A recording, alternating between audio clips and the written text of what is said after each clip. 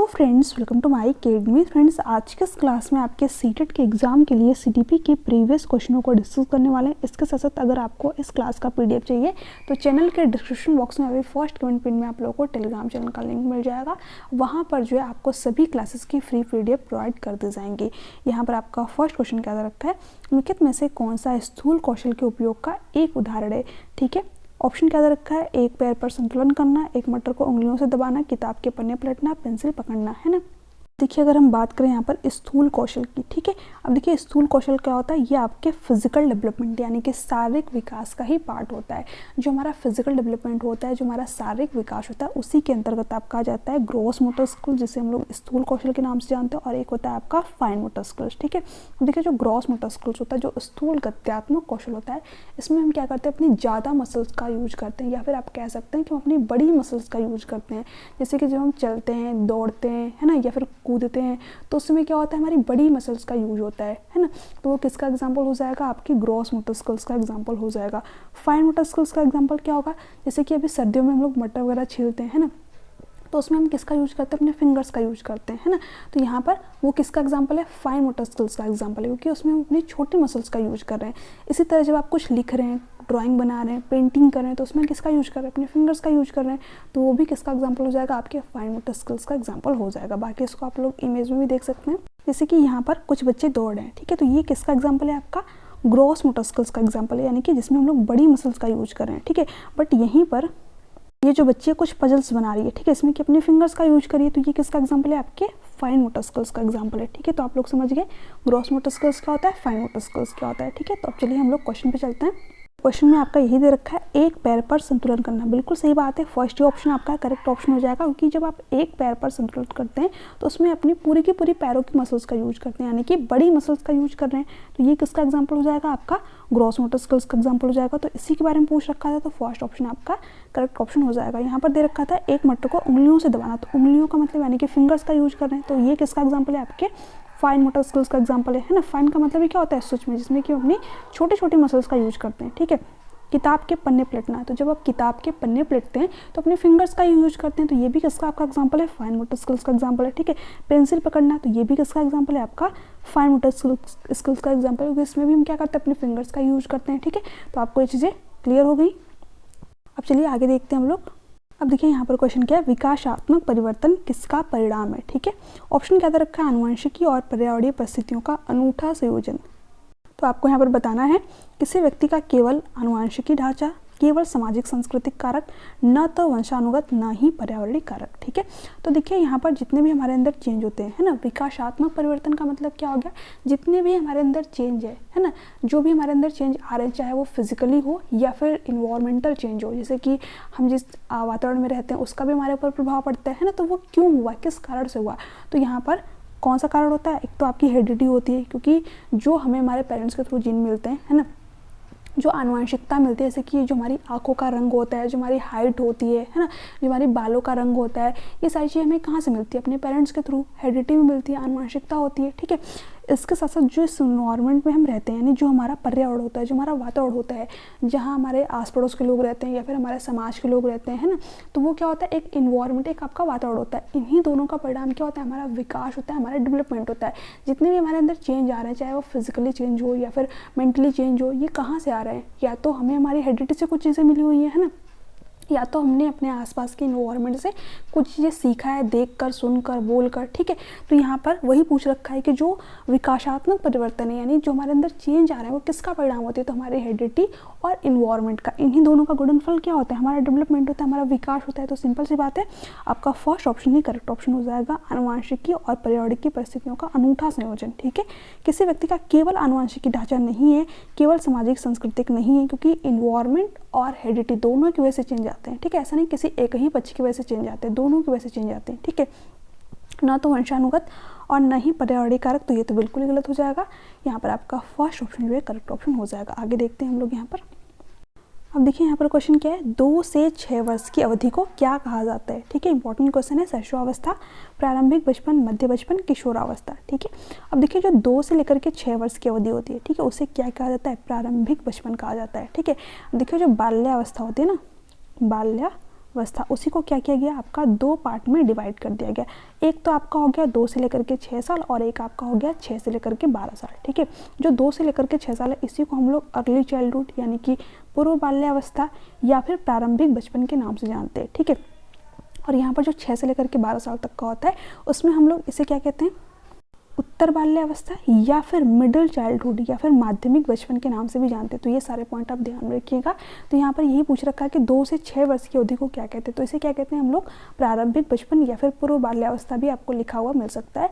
तो यहाँ पर आपका सेकेंड ऑप्शन जो है करेक्ट ऑप्शन हो जाएगा। बाकी जो शैशवावस्था में बच्चा होता है वो जन्म से लेकर के 2 साल तक का होता है। ठीक है, प्रारंभिक बचपन मैंने आप लोगों को बता दिया 2 से लेकर के 6 साल, मध्य बचपन भी मैंने आप लोगों को बता दिया 6 से लेकर के 12 साल और किशोरावस्था 12 से लेकर के 18 साल। ठीक है, तो ये सारे पॉइंट आपको यहाँ पर ध्यान में रखने हैं। आगे देखते हैं हम लोग कि मैंने यहाँ पर इमेज भी लगा रखी है। ठीक है, जो 2 से लेकर के 6 साल तक के बच्चे होते हैं, एक चीज़ ध्यान रखिएगा कि जो 2 से लेकर के 6 साल तक के बच्चे होते हैं वो किसके थ्रू सीखने जाता है, सिंबल्स के थ्रू। ठीक है, जैसे कि आपने देखा होगा जो 2 से लेकर के 6 साल तक के बच्चे अगर आपके घर में होंगे तो उनको हम लोग किस तरीके से सिखाते हैं, A for apple, B for boy, यानी कि सिंबल्स के थ्रू, जो सांकेतिक चिन्ह होते हैं उनके थ्रू हम लोग बच्चे को यहाँ पर सिखाते हैं। तो क्वेश्चन आपके एग्जाम में बनता है कि कौन सी ऐसी एज होती है जिसमें कि हम लोग बच्चे को चिन्हों के थ्रू यानी कि संकेतों के थ्रू सिखाते हैं।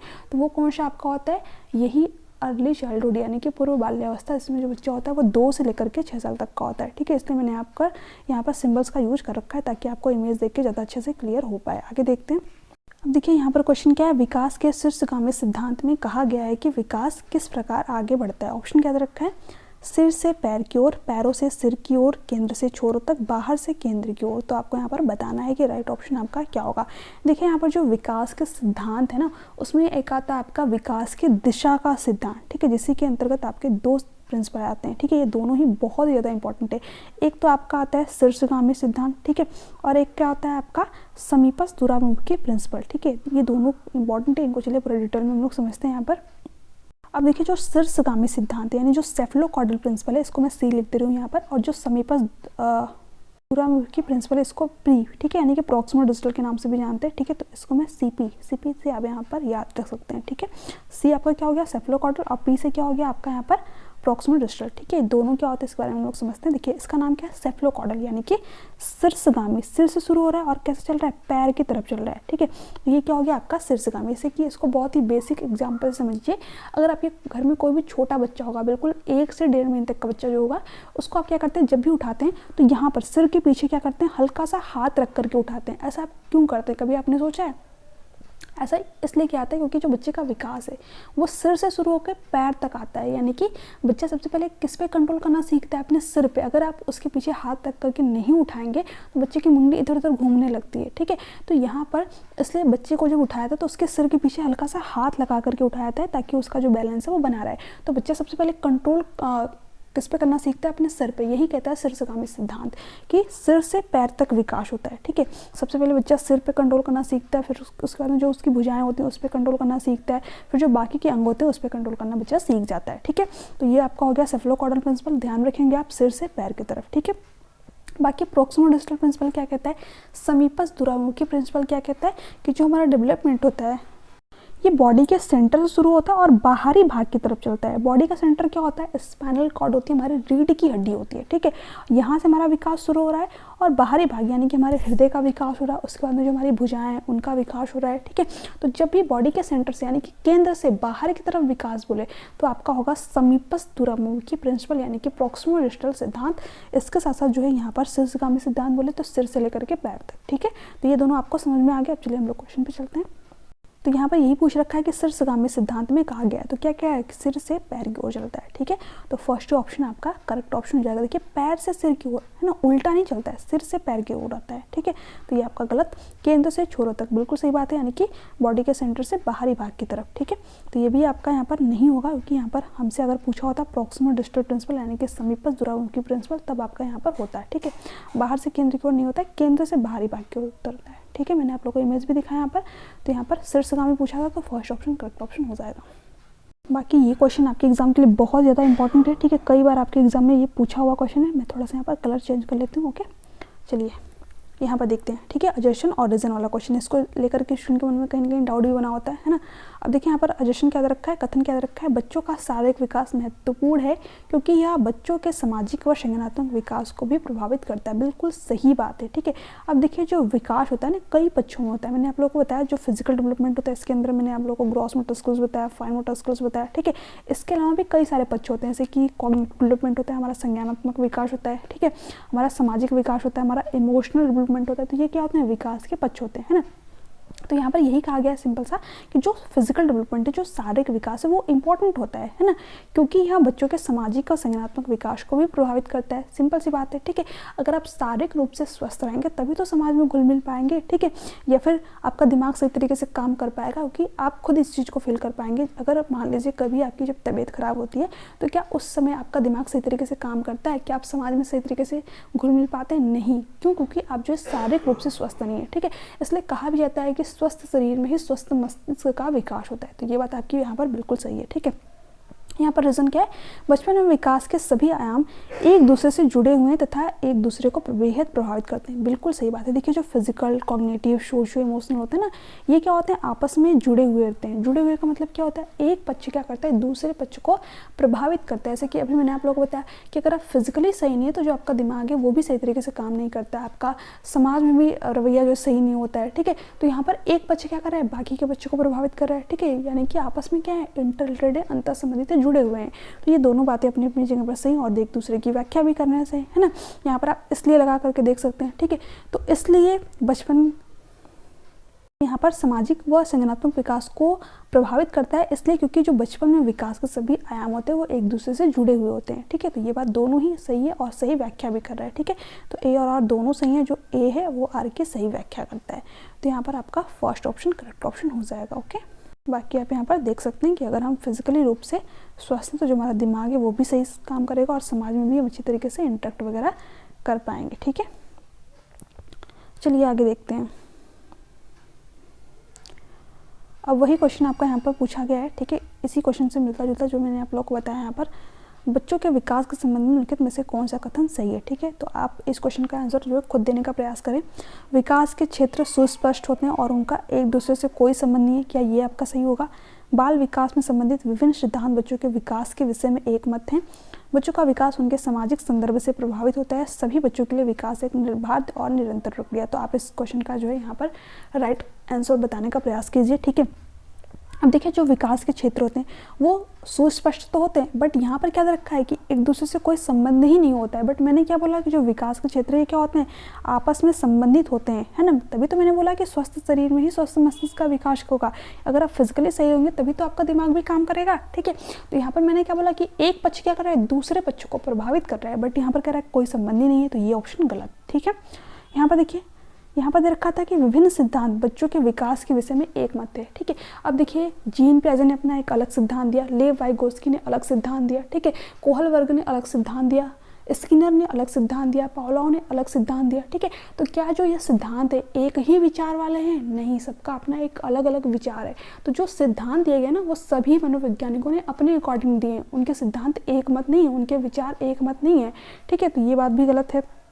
अब देखिए यहाँ पर दे रखा था बच्चों का विकास उनके सामाजिक संदर्भ से प्रभावित होता है। बिल्कुल सही बात है, बच्चा जिस समाज में रहता है, जिस संस्कृति में रहता है, उसका विकास उसी के अकॉर्डिंग होता है, ठीक है। यानी जो बच्चे का सामाजिक संदर्भ है उसके विकास को प्रभावित करता है, ठीक है। तो ये बात बिल्कुल सही है। तो थर्ड ऑप्शन आपका करेक्ट ऑप्शन हो जाएगा। सभी बच्चों के लिए विकास एक निर्बाध और निरंतर प्रक्रिया। देखिए जो विकास होता है वो निरंतर प्रक्रिया तो होती है, बट सभी बच्चों के लिए निर्बाध नहीं होती। सभी का विकास एक जैसा नहीं हो सकता। आपने देखा होगा कुछ बच्चे होते हैं जो कि लगभग 8 से 10 साल की उम्र में ही, या फिर मैं तो 8 से 10 साल ज़्यादा ही बोल रही हूँ, ठीक है, 5 से 6 साल तक की उम्र में भी आपको रोड पे देखने को मिल जाएंगे कि जो कि बैलून बेचते हैं, फिर अलग अलग चीज़ें करते हैं अपने पेट को भरने के लिए। वहीं पर कुछ बच्चे आपको देखने को मिल जाएंगे जो कि बड़ी बड़ी गाड़ियों में जाते हैं अपना पढ़ने के लिए, है ना। तो यहाँ पर जो विकास है क्या सभी बच्चों के लिए निर्बाध है, एक समान है? बिल्कुल भी नहीं, है ना। तो यहाँ पर यही बात कर रखी थी, तो ये बात बिल्कुल गलत है। यहाँ पर आपका थर्ड ऑप्शन करेक्ट ऑप्शन हो जाएगा। बाकी मैंने आप लोगों को यहाँ पर ये बताने के लिए, क्योंकि एक क्वेश्चन आपके एग्जाम में बनता है कि जो विकास होता है क्या ये निरंतर चलने वाली प्रक्रिया होता है? बिल्कुल, ठीक है। विकास क्या होता है? सतत प्रक्रिया होती है, निरंतर चलने वाली प्रक्रिया होती है, जो कि माँ के गर्भ से शुरू होती है और जब तक हमारी मृत्यु नहीं होती तब तक जो है निरंतर चलती रहती है, ठीक है। मैंने यहाँ पर इमेज भी बना रखा है कि जो है एक फट शुरू होती है और फिर उसके बाद में धीरे धीरे करके ये प्रोसेस आपका चलता रहता है और जब तक हमारी मृत्यु नहीं होती तब तक ये प्रक्रिया क्या होती है, निरंतर चलती होती है। यानी कि माँ के गर्भ से शुरू हो रही है और जब तक मृत्यु ठीक है नहीं हो रही तब तक ये प्रक्रिया क्या रही है, चल रही है। ठीक है, तो ये सारी चीज़ें आपको ध्यान में रखनी है। अब यहाँ पर क्वेश्चन क्या है, निम्नलिखित में से कौन सा तीसरी कक्षा के विद्यार्थी के स्तर के अनुकूल सूक्ष्म गति कौशल का उदाहरण है, यानी कि फाइन मोटर स्किल्स के बारे में पूछ रखा है। तो इस क्वेश्चन का आंसर मैं नहीं बताऊंगी, आप सभी जो है मुझे नीचे कमेंट सेक्शन में कमेंट करके बताइए कि इसके बारे में मैंने बहुत ही अच्छी तरीके से आप लोग को यहाँ पर बताया हुआ है। ठीक है, तो यहाँ पर दे रखा है दोस्तों के साथ दौड़ना, एक धागे में मोती पिरोना, सीढ़ियाँ चढ़ना, खरगोश की तरफ फुदकना। ठीक है, तो आपको इसका राइट आंसर नीचे कमेंट सेक्शन में कमेंट करना है। चलिए देखते हैं हम लोग यहाँ पर।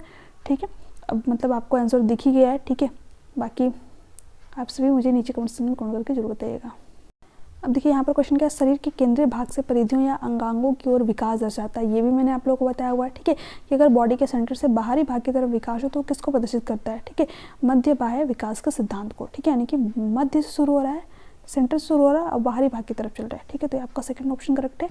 बाकी ये सारे सिद्धांत हम लोग जब विकास के सिद्धांत पढ़ेंगे तो उसमें पूरा डिटेल में पढ़ेंगे। ठीक है, अभी जो आपकी थ्योरी वाली क्लासेस है वो भी जल्दी स्टार्ट हो जाएंगी। यहाँ पर क्वेश्चन देखते हैं, निम्नलिखित में से कौन सा विकास का सिद्धांत नहीं है। विकास की सटीक गति एवं प्रकृति जन्म के समय ही निर्धारित होती है। देखिए यही बात जो है आपकी गलत दे रखी है।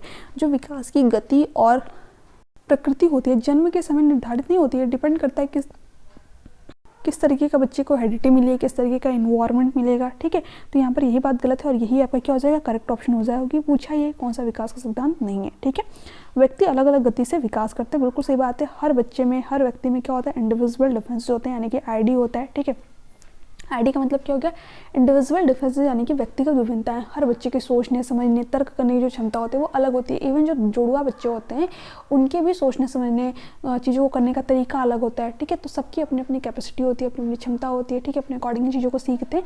तो यहाँ पर यही बता रखा है कि व्यक्ति अलग अलग दर से गति करते हैं, बिल्कुल सही बात है। ठीक है, कोई बच्चा हो सकता है कि 8 महीने में ही बोलना सीख जाए और कोई बच्चा जो है 1 से 2 साल या फिर 3 साल लग जाए उसको बोलने में। ठीक है, विकास तुलनात्मक रूप से क्रमिक होता है, ये भी बहुत इंपॉर्टेंट पॉइंट है। ठीक है, क्वेश्चन बनेगा कि विकास क्या क्रमिक होता है, हाँ क्रमिक होता है, एक सीक्वेंस में चलता है। ऐसा तो है नहीं कि आप शैशवावस्था के बाद में सीधे कूद गए किशोरावस्था में। ठीक है, नहीं ऐसा नहीं होता है। पहले शैशवावस्था, बाल्यावस्था, ठीक है, उसके बाद में आपका किशोरावस्था, फिर वयस्कृतावस्था, या फिर सबसे पहले जब बच्चे का जन्म होता है उससे पहले वो क्या करता है, बैठना सीखता है, फिर रेंगना शुरू करता है। ठीक है, फिर खड़ा होना सीखता है, फिर उसके बाद में चलना सीखता है। ठीक है, तो यहाँ पर क्या हो गया, ये विकास का एक क्रम हो गया, एक सीक्वेंस हो गया। ठीक है, ऐसा तो है नहीं कोई बच्चा जन्म लिया और जन्म लेते ही चलना शुरू कर दिया। ठीक है, तो ये ऐसा नहीं हो सकता। ठीक है, विकास का एक क्रमिक प्रोसेस, एक क्रम से चलता है, ये बात आपको ध्यान में रखनी है।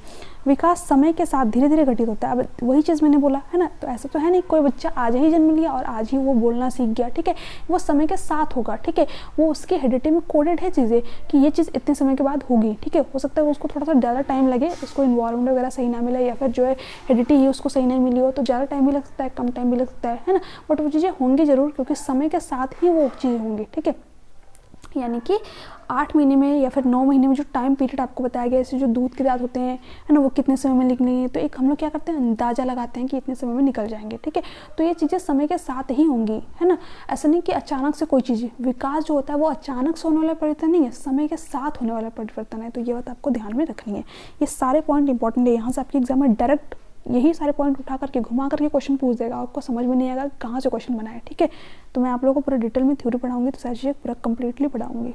बाकी आज का लास्ट क्वेश्चन, विकास का शीर्षगामी सिद्धांत प्रतिपादित करता है कि, मुझे लग रहा है ये क्वेश्चन शायद, ठीक है, थोड़ा सा ऑप्शन चेंज है। ठीक है, विकास पैर से सिर की ओर होता है, विकास सिर से पैर की ओर होता है, विकास केंद्र से छोरों तक होता है, विकास छोरों से केंद्र की ओर बढ़ता है। तो इसका आप सभी मुझे राइट ऑप्शन नीचे कमेंट सेक्शन में कमेंट करके बताएंगे। वैसे ये क्वेश्चन आपका मुझे लग रहा है हो चुका है। ठीक है, मैं कोई नेक्स्ट क्वेश्चन देती हूँ आपको। हाँ, ये क्वेश्चन आप बताएंगे। ठीक है, उसमें तो आपका था कि शीर्षगामी, तो सिर से पैर की तरफ। ठीक है, विकास क्या होता है, अव्यवस्थित होता है। अभी सारे पॉइंट मैंने आपको बताए थे।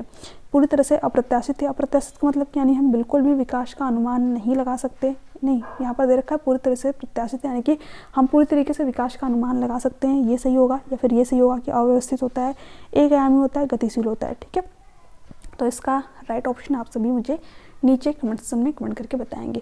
बाकी सभी क्वेश्चन के आंसर तो आप सभी ने देख ही रखे थे। ठीक है, तो यही क्वेश्चन आपको बताना है, क्वेश्चन नंबर 11। ठीक है, इसका आंसर नीचे कमेंट सेक्शन में बताना है। इसके अलावा अगर आपको CDP के पेड नोट्स चाहिए ना, तो आप मुझे 770692 74820, ठीक है। इस नंबर पे मैसेज करके पेड नोट्स को परचेज कर सकते हैं। अभी देखिए जो आपके ईवीएस के नोट्स है वो भी बनी गए हैं, लगभग थोड़े बहुत आपकी चीज़ें बची हुई हैं, तो वो जैसे आपके कंप्लीट हो जाते हैं फिर ईवीएस और सीडीपी दोनों के नोट्स को आप साथ में ले सकते हैं। और जो आपके पेपर 1 के जितने भी आपके पेडागोजी वाले सब्जेक्ट हैं उनके भी नोट्स आपके लगभग बनी गए हैं, ठीक है। तो ये सारे नोट्स आपको जनवरी के मैंने मेरे बोला था लास्ट तक, बट लास्ट तक नहीं हो पाएंगे, लगभग मुझे थोड़ा सा और टाइम लगेगा, क्योंकि जो आपकी अब एग्जाम में रिसेंट एग्जाम में चीज़ें पूछी गई हैं मैंने उसको भी अपना देख करके सारी चीज़ें ऐड की है, तो उसमें थोड़ा सा अभी एक्स्ट्रा टाइम लग रहा है। यानी कि आप मान के चलिए कि फरवरी मतलब आपका मिड फरवरी तक आपका जब आपका नोटिफिकेशन आएगा उसी के आसपास आपको सभी सब्जेक्ट के नोट्स भी देखने को मिल जाएंगे। तो अभी आपको अगर सीडीपी के नोट्स हैं तो सीडीपी के आपके नोट्स कंप्लीट है, वो आप ले सकते हो। इसके अलावा अगर आपको किसी एक सब्जेक्ट का नोट्स चाहिए तो वो भी मिल जाएगा, सभी सब्जेक्ट के नोट्स चाहिए तो वो भी आपको यहाँ पर मिल जाएगा, ठीक है। तो आप मुझे जैसे मैसेज करेंगे उसके बाद मैं डेमो पीडीएफ भेज दूँगी, उसको देखने के बाद ही जो है आप नोट्स को परचेज कीजिएगा। कई सारे स्टूडेंट के डाउट होता है कि नोट्स कैसा होगा कैसा नहीं होगा, तो इसलिए मैं आप लोगों को डेमो पीडीएफ प्रोवाइड कर दूँगी, ठीक है। तो यहाँ पर ईवीएस के नोट्स ले सकते हो आप, सीडीपी के नोट्स परचेज कर सकते हो, ठीक है। और यहाँ पर ईवीएस के नोट्स इस तरीके से बनाए गए हैं कि अगर आप जो है पेपर 2 मतलब बाद में साइंस वगैरह का भी मतलब देते हैं, अगर पेपर 2 जिनका भी हो तो उसमें भी आपको हेल्प करेंगे, ठीक है। तो ईवीएस के नोट्स बहुत ही बेहतरीन है, सीडीपी के तो मतलब बहुत पहले से ही बेहतरीन है, उसको तो बहुत सारे स्टूडेंट ले भी रखा। और सीडीपी में 30 में से 28, 25, ठीक है, ऐसे बहुत सारे स्टूडेंट हैं, मैंने आपको कम्युनिटी में शेयर भी किया था, ठीक है। तो आप जा करके वहाँ पर भी देख सकते हो, ठीक है। तो चलिए मिलते हैं नेक्स्ट वीडियो में, तक के लिए bye bye, take care, thanks for watching, thank you so much.